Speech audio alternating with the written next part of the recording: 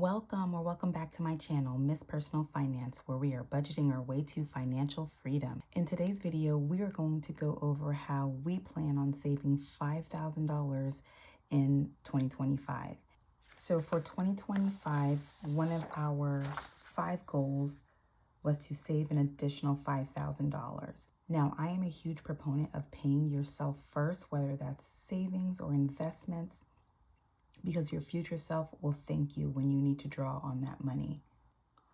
Our primary goal for 2025 will still be focusing on debt payoff. We have the lofty amount of $30,000 of debt that we want to pay off, but I still want to focus on savings because I believe that's truly important, and that is what has helped us keep our household budget afloat. It's helped us keep it stable.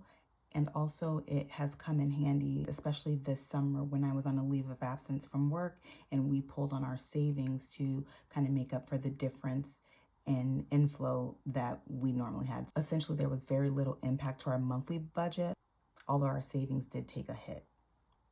So I want to work on replenishing that, and we're going to start with $5,000.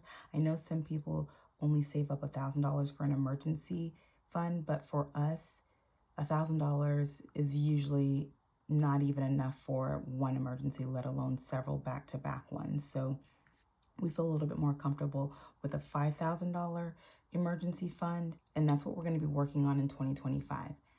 Another thing to know is that this is just additional savings. We automatically save every month in our household budget before our paycheck even hits our account. So let's get started. If you take a look at $5,000 and you divide it by 12 months of the year, you get about $417 a month. Our income is variable. We have different sources of income like self-employment, business income through our rental properties, W-2 income, side hustles. So we have several things coming in on a monthly basis, but it's never the exact same amount. So it fluctuates from month to month. Therefore, having a steady $417 a month is not very realistic for our household budget. So I'm going to go over a more realistic monthly savings tracker that will more closely align with our inflow throughout the year. And for some people, that $417 every single month, especially with consistent income, is very feasible, but for us, it's not that realistic. So what I'm going to do here is go through each month and see what we estimate our budget for our additional savings is going to be. And then we'll come in every month or every quarter to update what the actual amounts were. So our goal amount is going to be $5,000. For January, I actually like to start with rolling over an extra $500 that we have in one of our savings accounts. Now, we do have sinking funds, and that is an additional form of savings, but I do want those funds to stay specifically for the categories that we're saving in. So this is just a blanket emergency fund for, like, if something comes up that's not a part of a sinking fund we're already saving for, any type of insurance claims that may have a deductible, if we're short on a 1 month ahead fund, anything like that. So my estimate is going to be $500 for the rollover, and I think I want to start withholding just $50 a month from our paycheck. And being paid bi-weekly, that means there will be 26 pay periods in the year. So if I do 26 by 50, just $50, that's going to be $1,300 for the year already out of that $5,000. So anytime that you can automate your savings, that is a budgeting pro tip. It makes it easier. Then you only work with the money that's already left, and you don't have to worry about if you had enough to save for that month. So I'm going to update my paycheck to withhold an additional $50 and send it directly to our savings account. So for January, this is also a magic month for us. So it'll be 50 times 3 plus the 500 rollover. So that means for January, I anticipate saving $650. Okay, so for February, there's not going to be any additional rollover, but there will be 2 pay periods, so that will automatically be $100. And going back to our financial goals, because a lot of these are interconnected, like reducing the expenses will allow us to put more towards savings and debt payoff.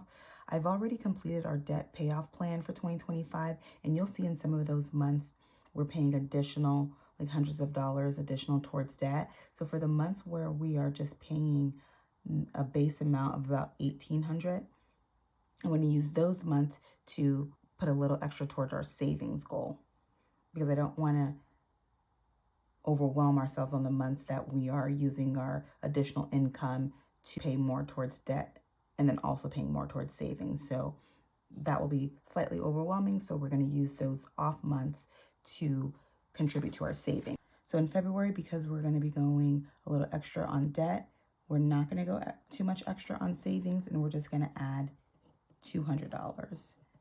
So $100 of auto pay from our paycheck and $200 we have to pretty much find in our budget to meet this goal. So that will be $300 in February.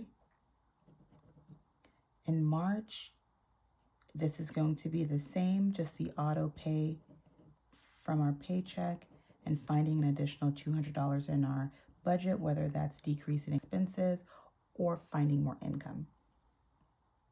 April, the same.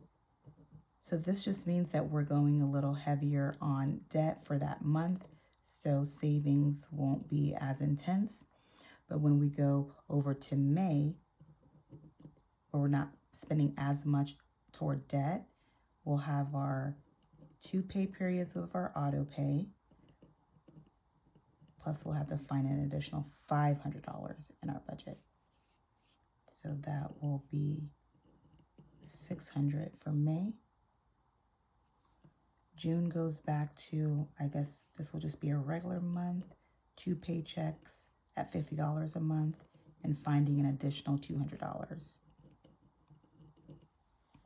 For July, this will be one of the months that we paid less toward debt. So we'll have our $100 auto pay from our paycheck deduction plus additional $500. So these are all stretch goals for 2025, but I feel like you have to dream big or aim big, especially for your goals, because you don't want to shortchange yourself and not accomplish the things that you really want to just because you didn't think big enough. So we're going to put all of this into the universe. And for August, we're going to try to pay an additional $500 for a $600 saving month. And then for September, we'll go back to just the regular. So as you can see throughout the year, it's not going to just be $417 each month, even though in a perfect world that would be great. I just don't think our income will pan out like that. So what I like to do is whenever we have extra money, I just try to put it towards all our financial goals, because you never know when it's going to come back around. And I also don't want to waste it or spend it on frivolous items. So for October, this is going to be another magic month. So that means there'll be 3 paychecks of $50 a piece. So that will be $150 in auto deductions or straight to the savings account. And we'll be going a little harder on debt. So that will be just $350 for October. November, we're laying off of debt a little bit. So we have the standard $100 for the 2 pay periods plus our $500. This is $500 because we're laying off a debt. So that means it'll be a $600 saving month. And for December, we have so many things going on in December, such as, of course, the holidays, but we have some major birthdays as well. So I like to keep my December as clear as possible. And that's just going to be the 2 paycheck deductions of $50 a piece, and that will be $100. So So that's plus 0, and that equals 100 for December. Let's go ahead and add that up for the year and see if we are able to get to 5,000 plus 300 plus 300 plus 600 plus 300 plus 600 plus 600 plus 300 plus 350 plus 600 plus 100. All right, so that will give us $5,000. And if you already have the funds in your budget and you just have been mismanaging it, it's going to be really easy to just focus into these new financial goals or categories. But if you're in a position where you don't have extra funds in your budget already, you will have to make some sacrifices, whether that's getting a new job altogether, working towards a promotion, picking up a side hustle, guys. That's probably what you're going to have to do temporarily just for the season while you meet these financial goals. And then you can go back to whatever your standard or normal working situation is. I'm going to use this to track the budget and actual, and then I'm going to use the savings tracker to actually fill it in. All right, so our savings goal is $5,000. The start date is going to be January 1st, 2025. The goal date is going to be December 31st, 2025. Oh, this is wrong. So the savings amount should be $5,000. So I'm going to just make the savings goal $5,000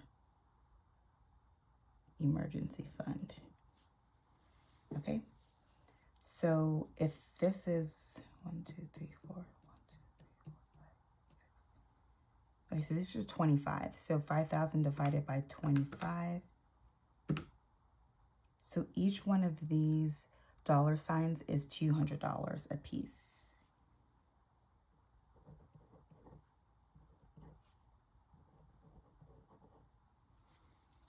Okay, so I have the $500 in my high yield savings account. We are primarily digital budgeters because I do like to take advantage of the high yield or the higher interest in these high yield savings accounts.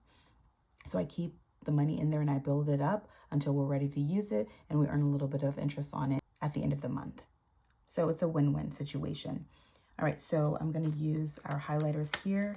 And so for the month of January, we are going to start already with $500. And this doesn't include the paycheck auto deduction yet, which will equal 150, an additional 150 by the end of the month. But we're going to start off and kick it off at 500. So that's going to be, since these are 200 a piece, that's 2, that's 4, and then the increment would be half, so 500. I like dealing with nice round numbers. I don't like change, so most of my numbers, if I can, especially if there's no interest involved, I try to make it rounded out to the nearest 5 or 10. All right, so that's $500 to get us started in our $5,000 emergency fund savings challenge for 2025. That is all for this video. Comment below if you have a savings goal that you're working on for 2025. Go ahead and join us on our journey. And don't forget to like and subscribe. And remember, whatever you put your energy and focus toward, you're bound to see progress.